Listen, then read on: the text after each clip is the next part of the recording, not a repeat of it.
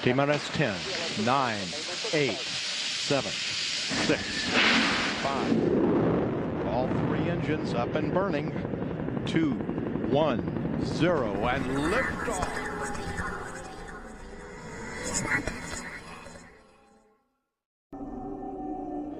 Why did you let him kill me?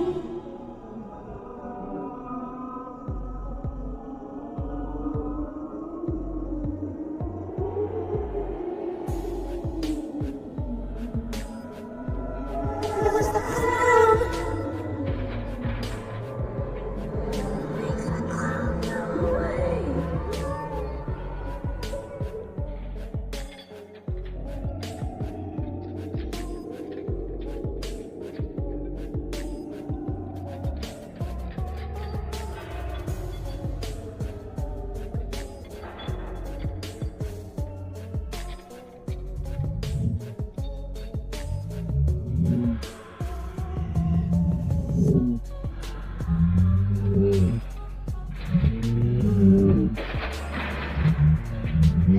What was that? A stray radio signal? Your own mind playing tricks on you? Or was it something else? Those are the exact questions that kickstart any real paranormal investigation. This isn't about jumping at shadows, it's about methodically finding the light switch. This is your first step into a world where history and technology collide to explain the unexplainable. Welcome to the unseen world.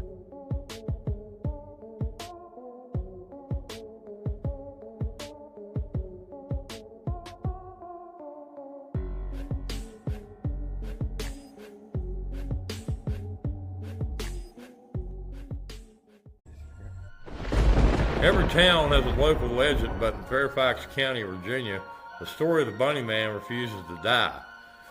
It's a terrifying tale of a phantom in a rabbit suit with a hatchet, who supposedly haunts a lonely concrete bridge.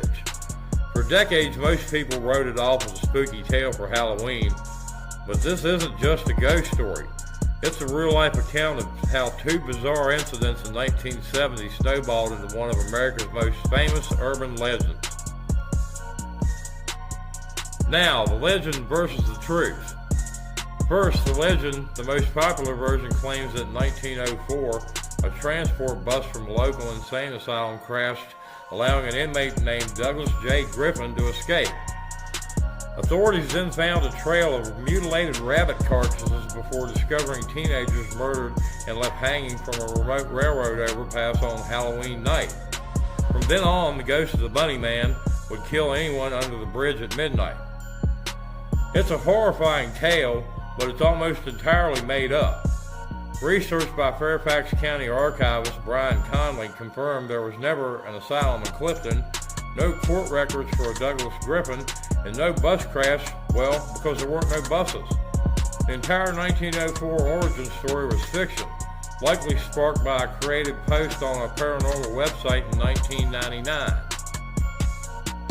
And now the real story, two nights in 1970. The real story starts with two documented police reports from October 1970. Around midnight on October 18th, an Air Force cadet, Robert Bennett, and his fiancée were parked on a quiet road in Burke, Virginia. Suddenly, a man in a white suit with bunny ears appeared, screamed they were on private property, threw a hatchet, shattering their car's passenger window. And 10 days later, on October 29th, a security guard named Paul Phillips spotted a man in a gray, black, and white bunny costume on the porch of an unfinished house. the man was chopping at a porch post with a long-handled axe, yelling, "If you don't get out of here, I'm going to bust you in the head." By the time Phillips could react, the man in the bunny suit had vanished into the woods. Police investigated both incidents, but never identified the man. So, how did two strange but non-fatal attacks become a ghost story about a murderer? Those real incidents were weird enough to make the news, but it was word of mouth that turned the story into a legend. Local teenagers, already drawn to the creepy single-lane Colchester Road overpass, began spinning the tale.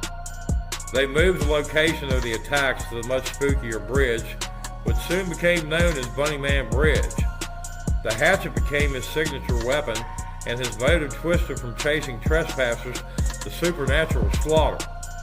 The internet then took this local folktale global, cementing the fictional 1904 story as fact for a whole new generation.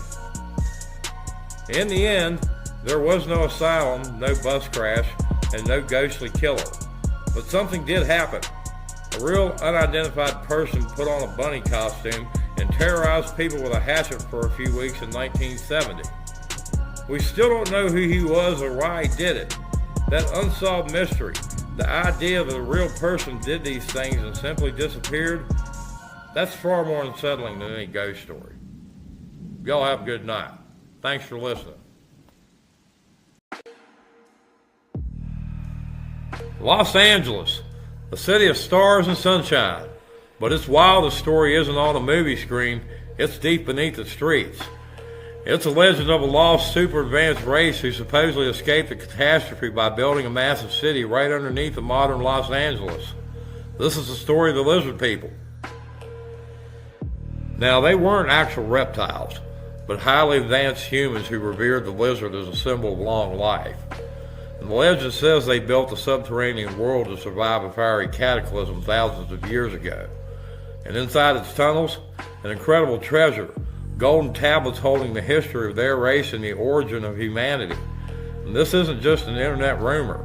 The story exploded into public view on January 29, 1934, splashed across the front page of the Los Angeles Times, and all because of one man and his strange machine. The story starts with a geophysical mining engineer named George Warren Shuffled. And he had an invention he called the radio X-ray, which he claimed could find underground tunnels. And as he surveyed Los Angeles, his machine revealed an impossible network of passages right underneath of everyone's feet. And to find out who built them, Shuffled said he consulted a Hopi elder who told him the legends of the lizard people. And according to the story, 5,000 years ago, a catastrophic meteor shower forced this advanced race to build an underground city to survive. And this city, supposedly shaped like a giant lizard, with its head under what's now Dodger Stadium and its tail underneath the Central Library, was said to be filled with gold. And armed with this tale and proof from his machine, Shuffled was about to convince the city of Los Angeles to let him start digging. In the depths of the Great Depression, the idea of buried treasure was electric. Shuffled became a media sensation, assisting his machine in taking X-ray pictures of golden tablets hidden deep underground. And he pinpointed a key room containing the entire history of the lizard people, directly under Fort Moore Hill in downtown Los Angeles. Shuffled went to the Los Angeles County Board of Supervisors and struck an incredible deal. If they let him dig on public land, he'd split the treasure 50-50. Desperate for good news and revenue, the county agreed. In early 1934, the dig began. With reporters watching, Shuffled's team sank a shaft chasing a lost world. And as the shaft passed 200 feet, the city held its breath. But at 250 feet, the project fell apart. The ground was unstable and the shaft began to flood with mud and water, halting the operation. Just as quickly as it started, the media coverage and funding vanished. The Shuffled was forced to abandon the dig, never finding his golden tablets. And he faded from public view and died in 1957. So what really happened? The skeptics say Shuffled was a clever con man, but his machine was right about one thing. There are tunnels under Los Angeles. There are miles of them. Service tunnels, abandoned subway lines, and secret passages used by bootleggers during Prohibition. It's likely Shuffle's device detected these real but mundane tunnels. In his imagination, it did the rest. Though the dig failed, the legend of the lizard people refused to die, and brewing itself into the LA folklore. But the story's legacy took a much stranger turn. The Shuffle's legend was about an advanced race of humans. Over time, however, this tale was co-opted by modern conspiracy theorists. Theorists like David Icke have published ideas about a global cabal of literal shape-shifting reptilian humanoids who secretly run the world. And Shuffle's original story has nothing to do with these ideas, but his 1934 tale of lizard people gave them a historical seed to latch onto, mutating a quirky local legend into something far more bizarre. So was George Warren Shuffle a con man, or a true believer who misinterpreted what he found? And the flooding that stopped his dig could have been bad luck, or as some whisper, a cover-up because he got too close. The shaft on Fort Moore Hill is long gone and paved over by the city, but the legend still remains. And what do you think? Was it all an elaborate hoax, or could a lost city still be sleeping under Los Angeles? Let me know in the comments. And if you enjoy digging into strange mysteries like this, make sure to subscribe. And thanks for watching.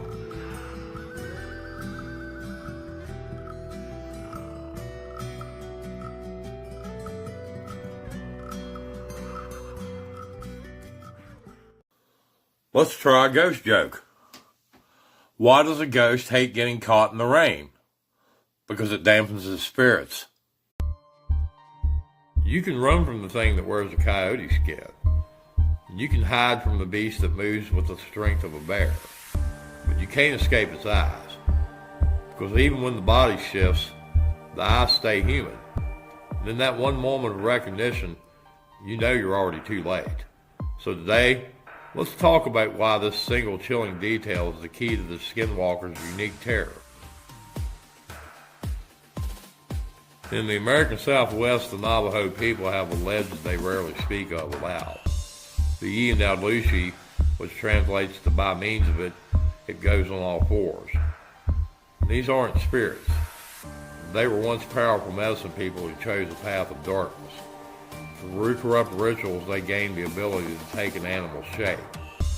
But the transformation is never perfect. One detail always remains. A feature so unnerving it haunts every eyewitness. The eyes. Imagine a photographer, Alex, alone in the vast Utah backcountry. And as dusk settles, he hears a strange noise, followed by what sounds like a child crying. He knows it's the lure he's heard about from locals, and his blood runs cold. This crying stops, and as he scrambles to pack his gear, he catches movement in his side mirror. A large coyote stands at the edge of the road, but its limbs are too long, and its movement stiff and unnatural. And it takes a step into the glow of his car door, and then Alex sees its eyes. They aren't the reflective green or canine. They are unmistakably human. Dark, intelligent, filled with a cold malice. And in that instant, Alex doesn't just see a monster. He sees a person looking out from inside the beast. And he's frozen in pure dread. That moment of paralysis is central to the legend. In Navajo tradition, the skinwalker is a medicine man who gained power by committing the ultimate taboo, murdering a close family member. This act destroys their humanity, allowing them to join the witchery way. They wear animal pelts as a vessel, but the transformation is flawed. Their eyes remain disturbingly human. Some lore even claims that in human form, their eyes glow like an animal's. And this mark is proof of their corrupted soul. It's why some believe that making eye contact allows the skinwalker to possess you or feed on your fear. While its roots are in Navajo culture, the skinwalker legend has spread into the modern era, attaching itself to unexplained events in places like Joshua Tree National Park. Hikers vanish and strange voices echo in canyons, and people report being stalked by animals that moved in unsettling ways. While many cases have logical explanations, some leave investigators baffled. These modern accounts, amplified by social media, tap into a primal fear that ancient forces are still at play in the vast wilderness of the American West.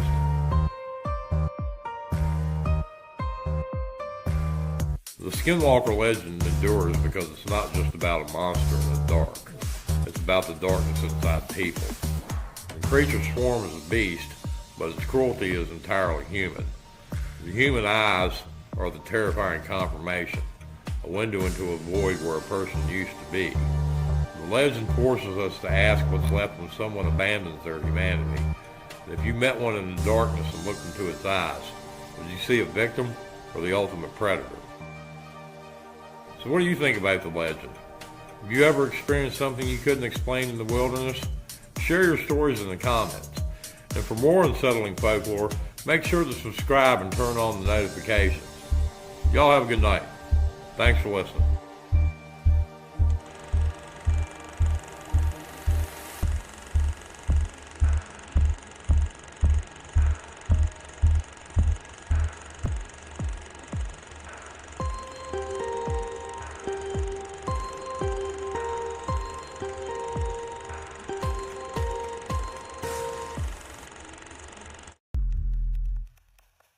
Well, this is Fletchertown Road in Bowie, Maryland. Ground zero for a legend so terrifying, the U.S. Department of Agriculture has had to deny it exists. They say the goat man isn't real, but out here, in the dark, you start to wonder. And this is said to be his hunting ground, a towering axe-wielding creature, half man, half goat. And tonight, we're diving straight into his territory. He's called the Goat Man, Prince George's County's own monster. Descriptions paint a picture of a tall, hairy beast walking on two legs, sometimes with a goat's head, other times disturbingly human. And he's blamed for stalking teens and vicious animal attacks. And we're digging into the history and visiting the key locations to understand how this legend was born and why it refuses to die. The story exploded in 1971. It began as a University of Maryland folklore project, but was launched into the public eye by reporter Karen Hostler. She placed the Goat Man on Fletchertown Road. And 2 weeks later, her headline shook the community. Residents fear Goat Man lives. Dog found decapitated. A puppy named Ginger was found headless, and the article linked her death to the Goat Man. It reported teens hearing strange squeals and seeing a large hairy creature the night she vanished. The Goat Man was no longer just a story, he was news, and the legend began to solidify. So what are the creature's supposed origins? The most popular theory blames the USDA's Beltsville Agricultural Research Center. A scientist was allegedly splicing goat and human DNA when an experiment went horribly wrong, creating the monster. This tale is so persistent, the USDA has had to publicly deny it. And another version is a revenge story. A goat herder who snapped after teens killed his flock, now hunting them in return. But the roots could be ancient. A half-man, half-goat figure is reminiscent of Greek satyrs or the god Pan, and the source of panic. The Goat Man could be a modern take on this archetype.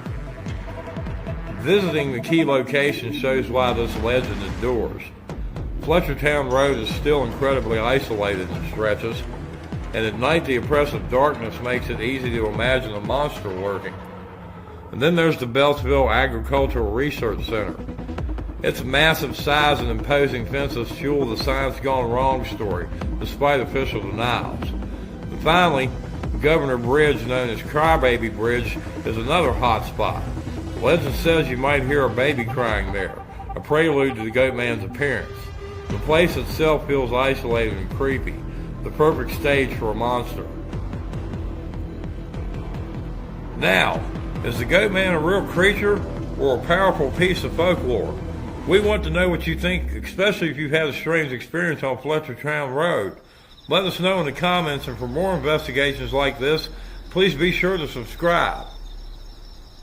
So what is the Goat Man? All the evidence is anecdotal. Ginger the dog could have been hit by a train. Sightings could be a deer or a local hermit. But dismissing it as just a legend misses the point. The Goat Man is the fear of the dark woods past the streetlights, a symbol of our anxiety about unchecked signs. And the legend persists because it's tied to real places. So whether he's a man, a monster, or a myth, The Goat Man is real to anyone who grew up whispering his name. Y'all have a good night.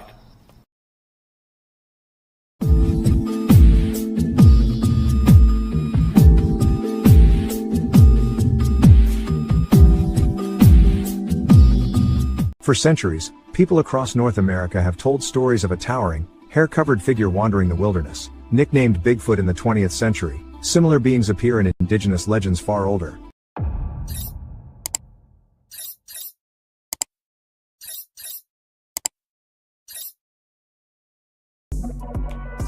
In the shadow-drowned hollows of the Appalachian Mountains, a creature lurks. And it's a hulking, hairy beast that walks on two legs. And in Virginia, it has a name, the Woodbooger. To most of the world, it's a monster, a boogeyman from a campfire tale. But is that the whole story?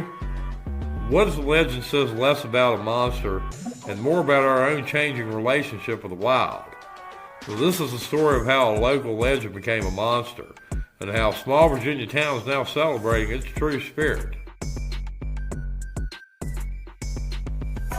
Long before Virginia was drawn on a map, these forests were the ancestral homelands of people like the Monacan. And for them, the world was alive with spiritual meaning and a profound respect for the land.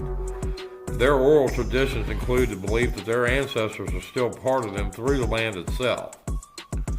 While there is no specific documented Monacan legend of a Bigfoot-like creature, their worldview didn't separate the natural from the supernatural, and the forests were home to beings and spirits that demanded respect. And this deeply ingrained reverence for the wild forms the historical backdrop upon which a very different story would eventually be built. When European settlers pushed into the Appalachian foothills, they brought their own folklore with them, including the boogeyman. The booger is a regional variant of the British bogey, a shapeless goblin used to frighten children. And in the mountains, booger became a catch-all for any strange, unseen, or frightening thing. So how did it become the Woodbooger? Well, according to local folklore, the name became popular in the late 19th century. The parents would warn their kids not to wander off, saying the Woodbooger will get you. And with that, the narrative shifted. The ancient spiritual reverence for a presence in the forest was being replaced by fear of a monster. For decades, the Woodbooger was just a piece of regional folklore. That all changed in the 21st century.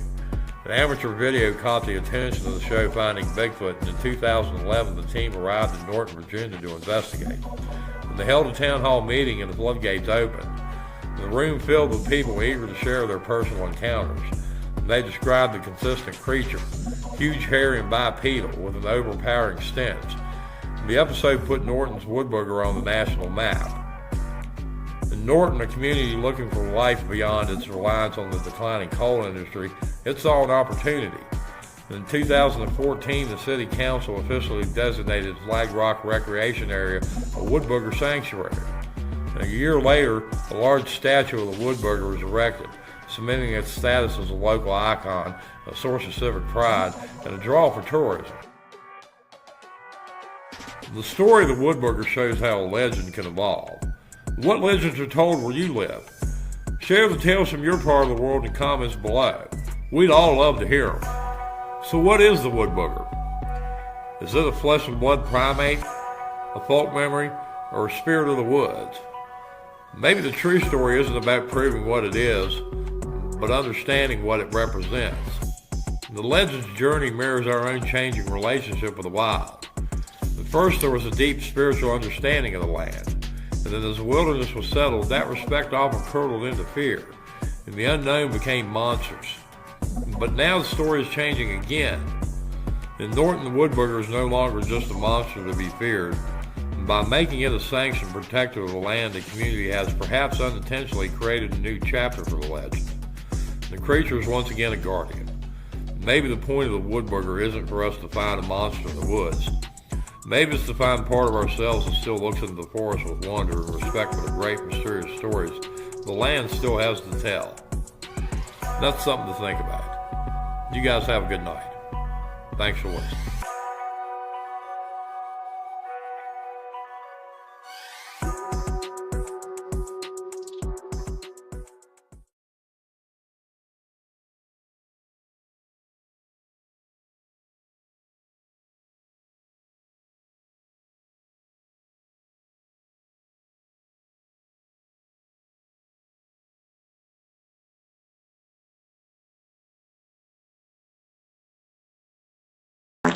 If